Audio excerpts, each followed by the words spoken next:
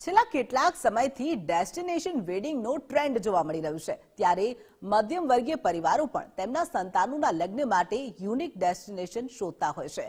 ત્યારે સુરતના એક યુગલે એવા સ્થાન પર લગ્ન કર્યા કે જે જોઈને તમે પણ ભક્તિના રંગમાં રંગાઈ જશો।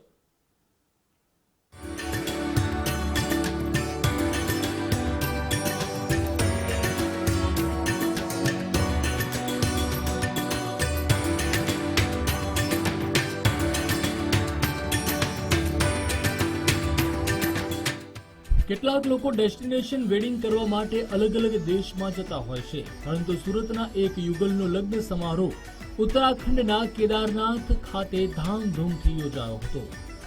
આ એ જ જગ્યા છે જ્યાં ભગવાન શંકર અને માતા પાર્વતીના લગ્ન થયા હતા। આ નવયુગલના ડેસ્ટિનેશન વેડિંગ પાછળનું કારણ દેખાદેખી નહીં, પણ પરિવારના એક વડીલની ઈચ્છા પૂરતી હતી। સુરતના નાનપુરામાં રહેતી મનસ્વીના લગ્ન સુચિત સાથે નક્કી થયા હતા, ત્યારે બંને પરિવારોએ આ યુગલના લગ્ન યાત્રાધામ કેદારનાથ ખાતે કરવાનું નક્કી કર્યું હતું। આ વિચાર છે ને, એમાં એવું હતું કે મારા પપ્પાએ મારા ઘરે કથા આવી ગઈ હતી ને કથામાં શંકર ભગવાન થોડુંક લગ્નની વાત આવી, તો પપ્પાએ એવું વિચાર્યું કે આ જગ્યા પર આપણે જવું જોઈએ, કરાવવું જોઈએ। તો એટલા દરબાર થોડાક વખત પછી મારા પપ્પાનું ત્યાં જવાનું થયું, તો પપ્પાએ જોયું કે ત્યાં લોકોના લગ્ન થાય છે સાચેમાં, તો પપ્પાએ ત્યારે જ વિચાર્યું કે હું મારી છોકરીના લગ્ન અહીંયા બહુ ધૂમધામથી કરાવીશ। પહેલે તો મારા માટે આ સરપ્રાઈઝની વાત હતી, પછી ધીરે ધીરે ખબર પડી કે મારા જે લગ્ન છે તે કેદારનાથમાં થવાના છે।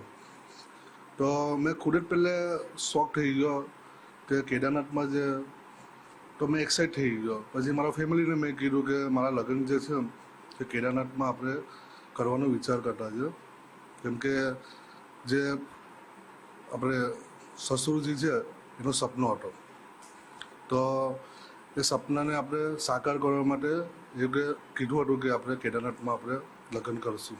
બ્રહ્માજી બ્રહ્મા તરીકે ત્યાં બ્રાહ્મણ તરીકે પોતાની વિધિ વિધાન કર્યું હતું ને હિમાચલ ભગવાન તે ત્યાં 300 ગાય આપીને કન્યાદાન કર્યું હતું।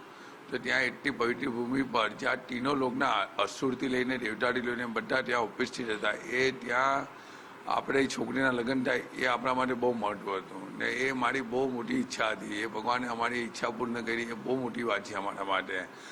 ઉલ્લેખનીય છે કે પૌરાણિક ગ્રંથો મુજબ બ્રહ્માજીએ શંકર પાર્વતીજીના લગ્ન આ જગ્યાએ કરાવ્યા હતા। આ પૌરાણિક ધાર્મિક સ્થળ પર લગ્ન યોજવા અંગે શૈલેષભાઈએ જણાવ્યું હતું કે તેઓના સ્વર્ગીય પિતા કિશોરભાઈ ટેલરની ઈચ્છા હતી કે તેમની પૌત્રીના લગ્ન આ પૌરાણિક જગ્યા પર થાય। પિતાની ઈચ્છા પૂર્ણ કરવા લગ્નનું આયોજન કેદારનાથ ખાતે કરવામાં આવ્યું હતું। પરિવારના સભ્યો અને મિત્રો સાથે મળીને ધામધૂમપૂર્વક આ લગ્ન કેદારનાથ ધામ ખાતે કરવામાં આવ્યા।